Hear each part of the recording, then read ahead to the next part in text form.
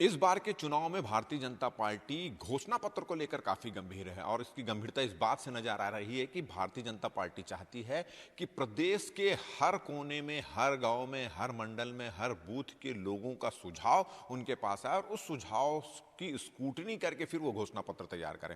और इसकी तैयारी आप जो देख रहे हैं कि जोर शोर से चल रही है।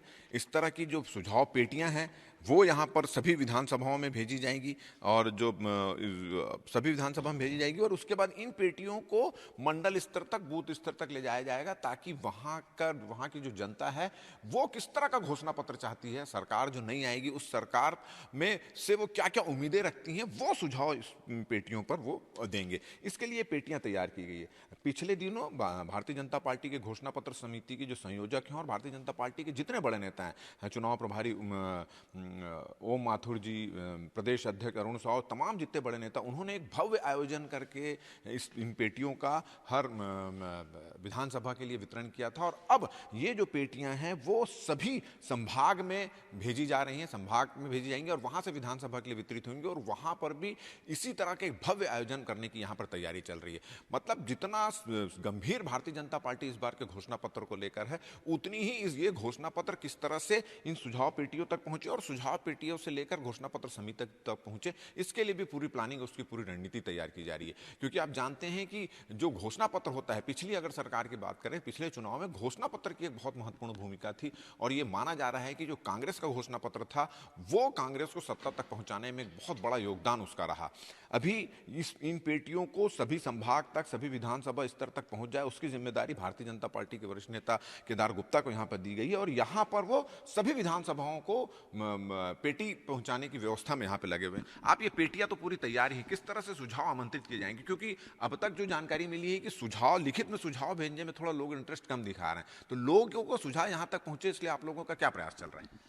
देखिए, अभी रायपुर संभाग में एक बड़ा कार्यक्रम हुआ और ऐसे ही हमारे बाकी संभागों में, बिलासपुर में और जगदलपुर में, दुर्ग में, ये सारे संभागों में कार्यक्रम होंगे और वहाँ हमारे जिला अध्यक्ष और विधानसभा की जो हमारी टीम है वो सब आएगी। एक बड़ा कार्यक्रम होगा और खुशनुमा माहौल में हमारे नेता वहाँ पर कार्यकर्ताओं को समझाएंगे कि किसान हो, युवा हो, विद्यार्थी हो, व्यापारी हो, उद्योगपति हो, सभी के जगह, इवन रेवड़ी पटरी वाले जो ठेला लगाते हैं उन तक भी, मजदूरों तक भी पहुंचने की बात हो, घर में काम करने वाली बाई की कोई परेशानी हो, वो सारी कुल मिलाकर ये कह सकते हैं कि छत्तीसगढ़िया के मन की बात इस बार भारतीय जनता पार्टी के घोषणा पत्र में होगी और हमारे नेता सभी जगह, सभी विधानसभाओं में गली गली घूमेंगे और हर बूथ तक जाएंगे और सभी वर्ग से मिलकर घोषणा पत्र में क्या समाहित होना चाहिए ये चर्चा करेंगे। अभी ये पता चला है कि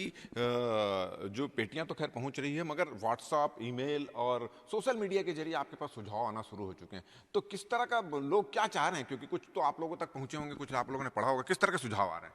जैसा कि कहते हैं कि अगर मौसम बदलता है तो हवाएं, उनका रुख भी बदलता है, उनकी शीतलता भी हमारे तक पहुंचती है। वैसे ही ऐसा लग रहा है कि भूपेश सरकार से प्रदेश की जनता त्रस्त हो गई है और सारे लोग फोन करके पूछ रहे हैं, भाई घोषणा पत्र की पेटी कब आएगी, और हम ईमेल में सुझाव भेज रहे हैं, हम व्हाट्सएप में सुझाव भेज रहे हैं। तो निश्चित रूप से ऐसा लग रहा है कि प्रदेश की जनता भूपेश बघेल सरकार से खुश नहीं है। उन्होंने जो घोषणा पत्र में वादे किए थे वो पूरा नहीं किए। अरे टीएस सिंहदेव जी वो उप मुख्यमंत्री हैं, उन्होंने कहा कि 36 में हम 12 वादों को पूरा किए हैं, 12 वादों में कुछ काम करने की शुरुआत की है और 12 वादों को तो हाथ तक नहीं लगाया।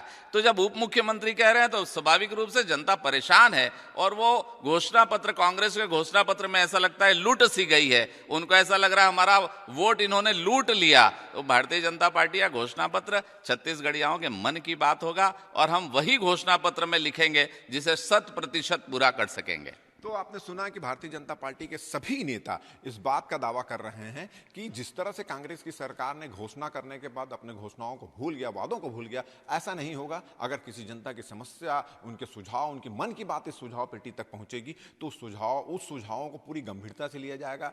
भारतीय जनता पार्टी के चुनाव घोषणा पत्र में उसको शामिल किया जाएगा और इसके साथ साथ भारतीय जनता पार्टी की सरकार बनती है तो उन घोषणाओं को पूरा भी किया जाएगा, ऐसा वादा भारतीय जनता पार्टी के नेता कर रहे हैं। और अब ये जो पेटियां आप देख रहे हैं, ये जितनी पेटियां देख रहे हैं, अब ये छत्तीसगढ़ के मंडल स्तर, बूथ स्तर तक जाएगी, हर वर्ग के लोगों के पास जाएगी।